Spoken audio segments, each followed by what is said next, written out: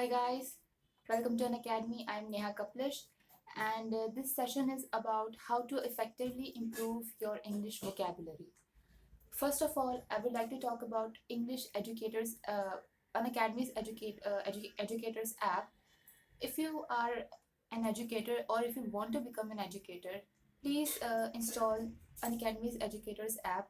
This way, you will be able to reach lakhs of people and you will be able to impact their lives in so many better ways. You will be able to have your content uh, reached there. Okay, you'll have a way to make your content available to so many people. So please do that if you want to become an educator. Now let's start with our session. As you all know, vocabulary is very important uh, if you are an aspirant for any kind of a competitive exams, and also in general for people.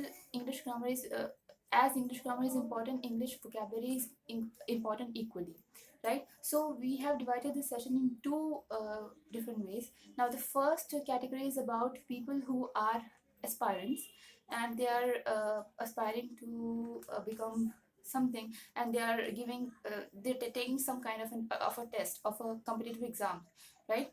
So for such people, we have different strategy because they have less time and they have to cover a lot of words in less time, so they have different strategy. And the second category is if you are a person if you are a person who wants to generally they want to improve their vocabulary, and if you have a lot of time in your hand and more than a year, and you want to improve your vocabulary, that you come in the second category. Now let's start with the first category. If you are an aspirant and you have a very less amount of time with you, now the first thing that you need to do is you need to understand the difficulty level of the words that come in your exam. Okay, for that you need to check the old question papers that you get, right? Such as if you are aspiring for SSC CGL, you need to check all the question papers, previous asked question papers. If you are aspiring for bank, do same. Okay. By doing so, you get to know the difficulty level of the words that are asked, the span of difficulty. All right, so the thing that you need to do, like, you only have 2 to 3 months at best for preparation if you have just started. Now in such a case, you need a list of words from which you are going to memorize the meanings, right? So the best list that I can give you is one that is easily available on internet. It is called Barron's 3500 words. Okay, it is easily available in PDF format.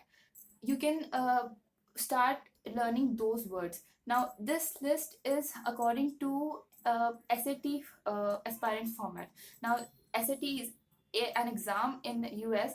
Okay, so this list is made for especially for aspirants who are about to take competitive exams.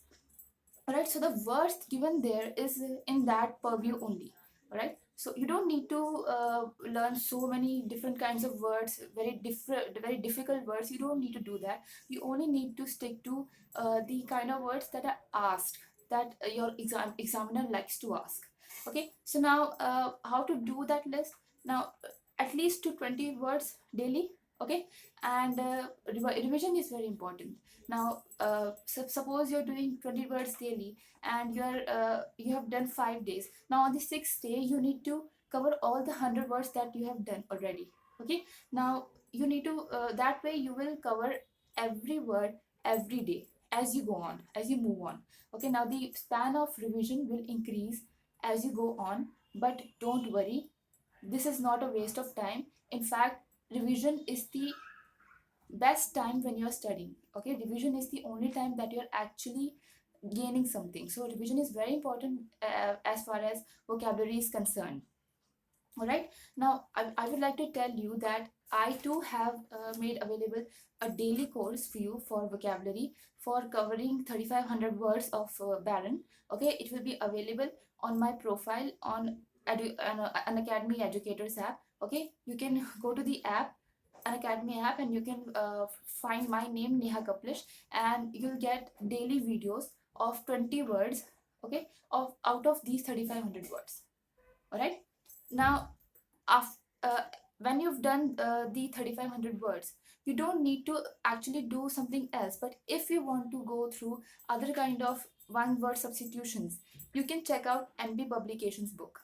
Okay, now we haven't talked about the kind of questions that are asked in competitive exams. The kind of questions that are asked that need vocabulary are one word substitutions and synonyms, antonyms, and you also need vocabulary for RC, that is reading comprehension. And currently the kind of exams that are there, they do a descriptive kind of a test in the third stage or the second stage depending on the exam. Now in that exam you need to uh, write essays or write letters, and for that you need vocabulary, so vocabulary is really very important. Now MP publication book is going to give you one word substitutions. Okay, there is a list of a huge list of one word substitutions. You can go through them and you can memorize those words. They are very easily explained, so do that. All right. And after that they also have list of phobias. What is phobia? Fear. Okay. Fear of height, fear of spider, fear of enclosed spaces. Now these kind of questions are asked in competitive exams. Examiner likes to know whether you know what is the fear of height. Okay, acrophobia. Okay, so list of words are there. Okay, and apart from that you can also go through synonyms and antonyms from SP Bakshi's book Objective English. If you want to do that also, you can do that. If you want to improve your synonyms and antonyms, a good list is available in SP Bakshi's book. Now don't buy the book just to go through the synonyms and antonyms. You can borrow your friend's book. You can xerox the pages that have the synonyms and antonyms. Okay, uh, don't spend so much, especially if you're a full-time aspirant. Don't spend so much on books. Stick to just a few books. Don't don't buy so many books and then they'll sit around the room and you'll get confused whether to read this and whether to read that. Don't do that. Right. So we have talked about one word substitutions and list of phobias, synonym, antonyms, and that book also has homonyms, list of homonyms. The words that sound similar but actually have different meanings. Okay, you can go through those words also. Now I'm listing a lot of lists, and you may be getting scared that I'm saying so much about the list. But if you do them regularly and you do them in stages, you will feel that the actual load is very less. Okay, the only key is you have to be regular and you have to revise. If you do that, there is no problem, trust me. All right.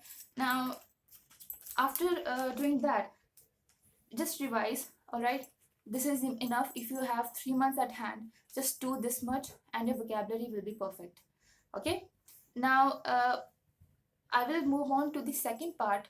Okay, the second category. Now I am assuming you have more than 1 year in your hand, right? Or you are just a person who wants to improve vocabulary. You're not giving any kind of an exam, you're not taking any kind of an exam, you just want to improve your vocabulary. All right, so in such a case, there are three mantras that you can follow. These are: read a lot, write a lot, and you need to listen a lot.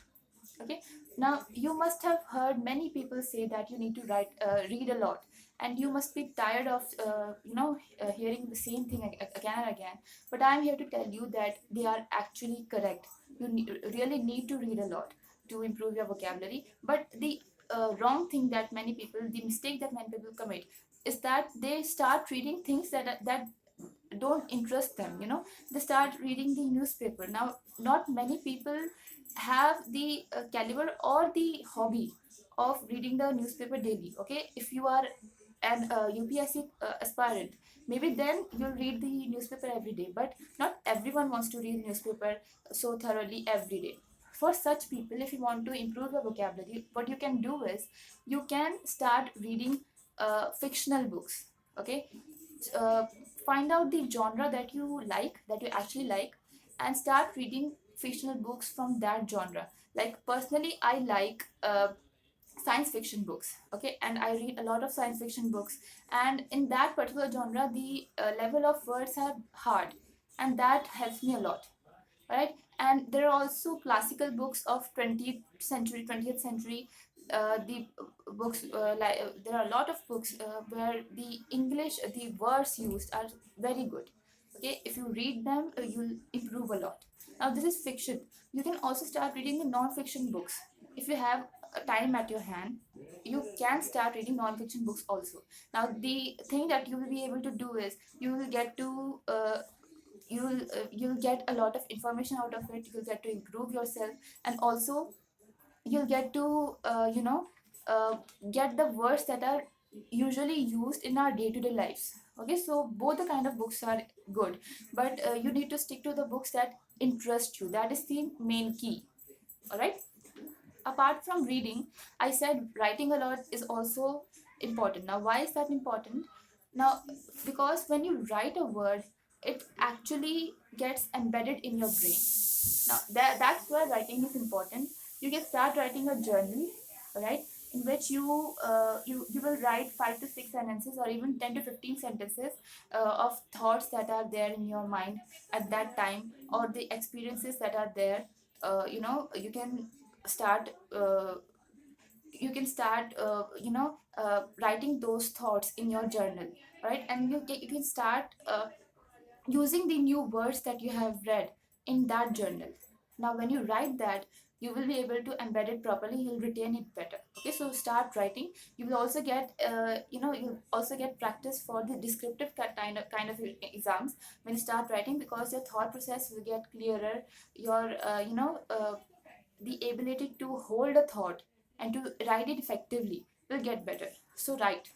Okay. And I also talked about listening.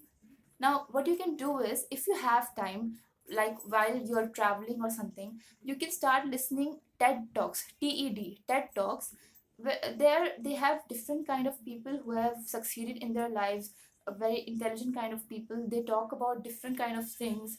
Okay, and the vocabulary used there is very good. Okay, so start listening TED Talks. They are very good.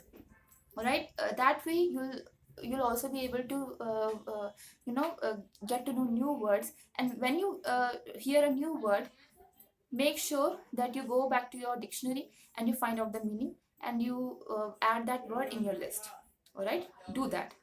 Now the next thing that you can do is you can make cards.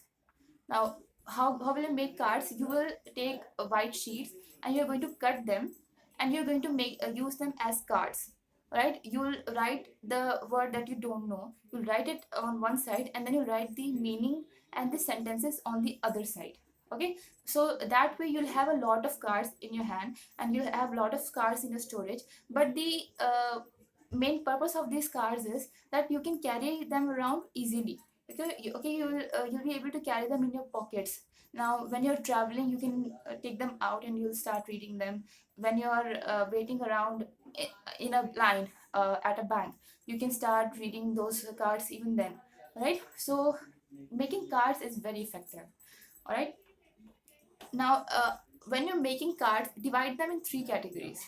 Right. First category will be of the words that are very uh, hard for you. You haven't known about the words, you don't know the words. Now first category will be the words that you really don't know, you absolutely have no idea what they mean. Now the second category will be about the words you somewhat know what they mean, but but you don't exactly know them, but you have somewhat some idea about them. And the third list will be of the words you completely know. Okay, you have the complete knowledge of what they mean. That will be in the third list. Now you'll go in rotation. All right. When you come across a new word of which you don't know the meaning, you will put that in the first category. Okay. And then when you go to the second rotation, you have known the meaning, you somewhat know the meaning, you put it in the second category. All right. And then there will come a time when you know exactly what it means. In that stage, you will put it in the third list. That means you have put it in a list where you know it. All right. Now in this way you will be organized. All right. Now you need to revise the first and second category list a lot. Okay, regularly, every day in fact. But the third category can stay for a while. You should revise it, however, but it can stay for a while. You can touch it after a week or two. But the category 1, category 2 list should be revised every day, right? That is about the cards. Now the next thing you can do is you can start learning root words. Now what are root words? They are the root of the word, all right? And in such a word, if you like learning root words, only then do it. But if you don't really know, or you don't really have any interest in learning them, don't do it, because then you'll just waste your time, and you'll lose your encouragement and your interest after a while. So don't do it if it doesn't interest you. Now if it interests you, I'll tell you that they are very useful in such a way that when you learn a root word, you'll get some idea of the words that are made out of them. Such, for example, bio, bio. Now bio means life. Now every word that will have bio in it will somehow be connected to life. Okay. Now biology, biosphere, biodata, biodegradation, or biography. Now every such word that I have listed right now connects to life in some way or another. Okay. Same is the case with jest, jest. Now even there, jest means to push. Okay. Now the words that are made from jest is eject, object, inject. All right. So when you know that eject means push, you know eject will mean when you push something out. Okay. When you hear the word inject, you mean in and inject. You know you're pushing something inside. From injections, you must have heard of injections. So inject means to push something inside. Then object, or means to destruct, to when you make something unclear and you make it stop. Okay. And when you say object, it means that you are objecting something, you are pushing something aside, you are not agreeing to it. All right. So when you learn these root words, you'll get to know the meaning of the words that are made from them. Okay. So that is why root words are good and they are effective. Now, the last thing that I would like to tell you is, if you read a new word, if you get to know a new word, it will be better if you know all the forms of these of that word, that then and there. Okay. Like when you get to know a new word, find out the noun form, verb form, adjective form, and adverb form at that time only.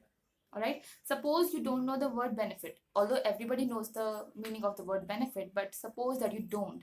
Now benefit is the noun form, right? So the first thing you'll do is you will find out the rest of the three forms: the adverb, the adjective, and the verb. Now the adverb form of benefit is beneficially, right? Adjective form is beneficial, and the verb form is benefit, to benefit something, right? And relating to the word benefit, there are other kind of nouns that are somewhat related to that word, such as benefactor or beneficiary. All right. So when you learn this way, you'll get to know 5 to 6 words from just one word. So that is very effective. Do that. Now the second example, I can say creation. Now creation is a noun form. You'll find out the adverb and the adjective and the verb form. Adverb form is creatively. Adjective form is creative, right? Creative. And the verb form is create, to create something, right? And relating to creation, you can also find out creator. Okay. So this way also you will get to know new words and it will be very effective. So these were the pointers that I wanted to share with you. Thank you for staying with me for so long, and I'm really grateful that you heard me, that you listened to me for so long. I wish you all the best for everything that you have planned out. Thank you very much.